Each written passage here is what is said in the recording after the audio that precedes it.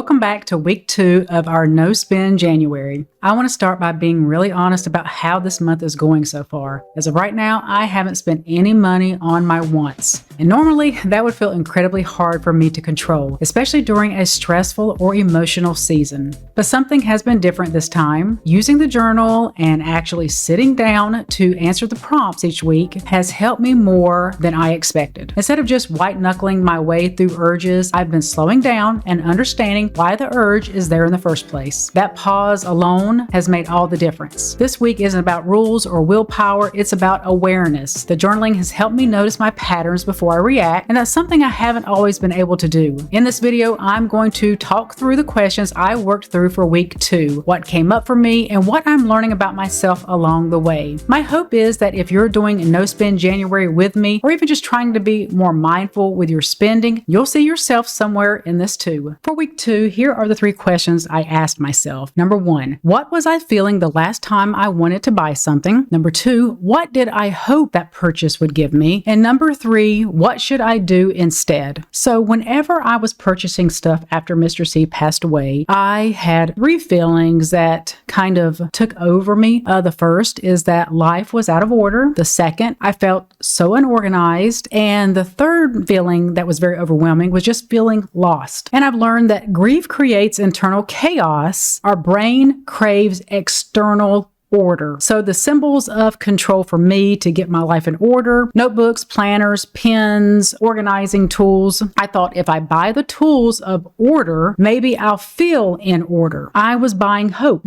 I wasn't saying I need another notebook. I was saying I need a version of myself that knows what the heck she's doing. Because even now I have doubts of knowing what I should be doing. So with each purchase, it carried this promise for me. This will be the system. This will be the restart. This will make me feel capable again. And buying small, inexpensive items like those are appealing during grief because they don't feel indulgent. They feel responsible. I'm just buying some new pens. I'm just buying new planners. It really didn't feel like I was doing anything wrong. I felt like I was being a responsible adult. They implied a future I'll eventually arrive at, and they let me avoid the emotional work while feeling productive. This gave me a huge dopamine hit, and my identity cracked. I tried to rebuild it through tools. I mentioned in week 1 that I bought all of these Nikki Boyd planners, filled out a few pages in each one of the books, haven't opened it since, and haven't even used the 52 card deck that you use to get your home in order in 52 weeks. Haven't even touched that. But buying all of those things was a way of saying I am someone who plans, who has structure, and I'm not unraveling. The only problem is that grief doesn't care about systems. It wants to be felt. And why this keeps repeating,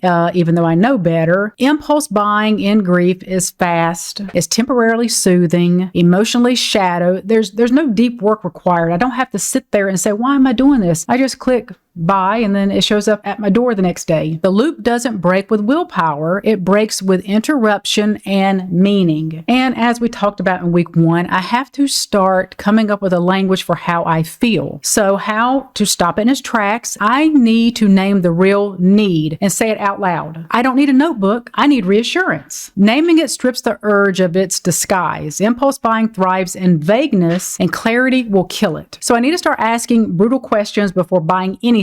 I need to ask, what feeling am I hoping this will give me in the next 30 minutes? If the answer is calm, grounded, capable, less lost, the item is not the solution. No thing can deliver a regulated nervous system. And I need to start replacing the purchase with control actions. My brain wants agency. It doesn't want stuff. So instead of hitting the buy it now button, I need to write down the things I'm craving to buy. Just write it down on paper. Go tidy a drawer. Go organize something. That way I can see, Sherry, you have stuff. You have abundance of stuff. You don't need more stuff. Journal without fixing anything. Just write it down and go take a walk. And don't try to plan my entire life while doing it. Just go out in nature, listen to the birds, smell the fresh air, take the fur babies with me, and take myself out of the situation. Order comes from action, not by acquiring more stuff. I need to create a rule for spending. No purchases that promise a new system or new life or new me for at least 48 to 72 hours. If it is a legitimate need, it'll still be there in 72 hours. Because if it's grief, it will pass. That feeling to want to buy something to fix whatever I'm feeling, I have to keep saying to myself, this is just a moment and the moment will pass. And I've learned that during this time, I wasn't trying to organize my life. I was trying to regain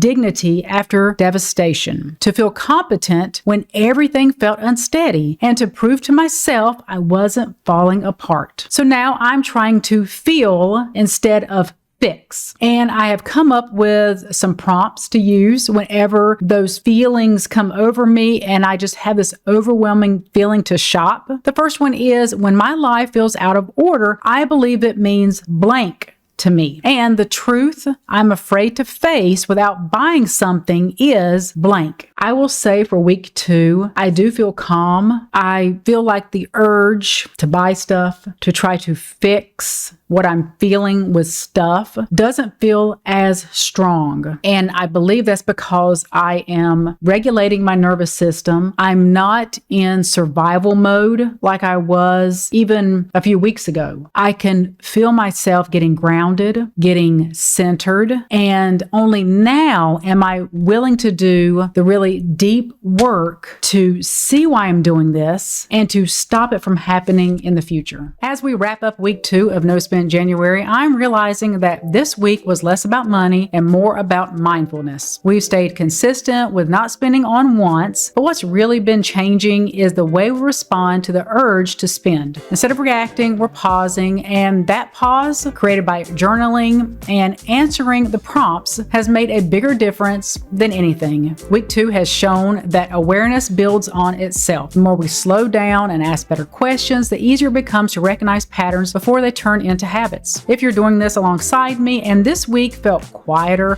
or even harder in a different way, you're not doing it wrong. This is the part where things start to sink in. Let me know in the comments how week 2 went for you, or what you noticed about yourself this week. And if you're just watching and reflecting, I'm really glad you're here. And I'll see you next week as we move into week 3.